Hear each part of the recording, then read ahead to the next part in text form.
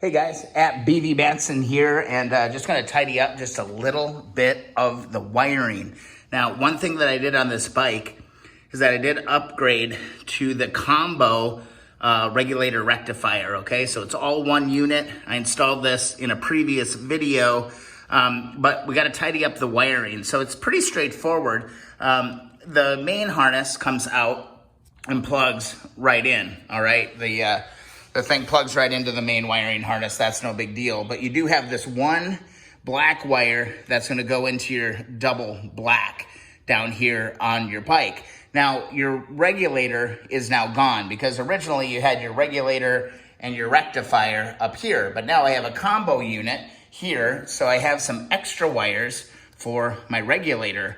And ultimately, what happens with those is that they just basically get plugged off. So just get rid of them. You've kind of got your green here. You can get rid of that one, and you've got your yellow, and you can also get rid of that one as well. And those would have originally gone to the regulator. We don't need them anymore, so I'll go ahead and tape these up really, really well. But you don't need them because now we're running the combo unit coming right out of here. So remember, just the black wire goes into your double, and then you have this. But in order for this to all work out properly and to get maximum charging, you do need to go and make one change or one connection inside the headlight bucket, okay? So what this is gonna look like is you're gonna go in and look at your main wiring harness, like the main part with all the wires coming out that are going throughout the rest of the bike. And you're gonna look around for a white and a yellow that are coming out of there. Basically, you're just gonna connect those two instead. So it's a solid yellow and a solid white, all right? You're just gonna connect those two. And ultimately what that does is on your charging unit down here, it used to be switched, from what I understand, to like when you toggled your high beam, low beam, that would indicate whether or not you would get more charge or less charge. Basically, we're just bypassing that entire piece. And then if you go back and you look, you can actually just cap off the white and yellow. I believe it's a white and a yellow coming out of here. Yeah, there's a faint yellow line on this one. See that? White and yellow. We don't need this one anymore, so we can cover that up.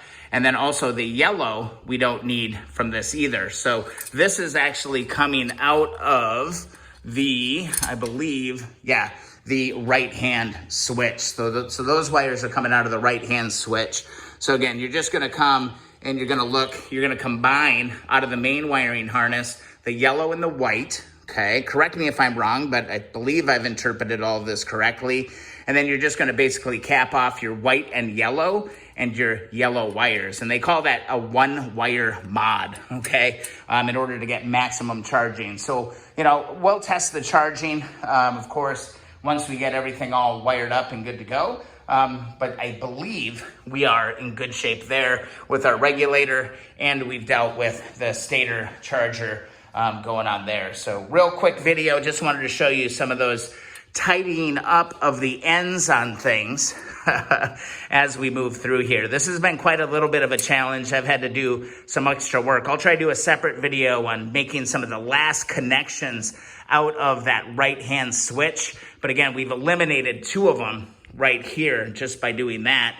And really the only other one is red and yellow, okay? That connects to the red and yellow right outside of, again, the main wiring harness. I could probably just do this right now, actually. Our black is going into a black because our black is power. So yeah, it actually just slipped out of there. So I got to push that one back in before I forget. And let's see, our brown links up to brown and white stripe, brown and white stripe to brown and white stripe. And this white is kind of a remnant one. I got to check the wiring manual on this one, but right now it doesn't appear that I need it because my light's working and the white is for the headlight. I've got that tapped into a brown and white and a brown and white. Then I've got this all kind of jerry-rigged together. So I'm going to check on this one. This is kind of the only mystery I have, but everything is working on this bike at this time. I've got my neutral indicators. I've got my signal indicator. I've got my left blink. Got my right blink. I've got my indicator. All that's working. I've got my high beam and low beam. That is working out absolutely perfectly. So I believe I'm in great shape on this. And again, I don't want to turn over the motor because, again, I don't have motor oil in it yet. But then also, our horn still works as well. So that's that one wire mod. And then just kind of finishing up this right switch. Again, I don't know what the hell's going on with this white one. There were a couple of wires left over from my 1970 CB350. I might go refer to that just to make sure that I've got it right. But the main thing is I wanted to do this merger here of the white and yellow, or the white and yellow. There we go.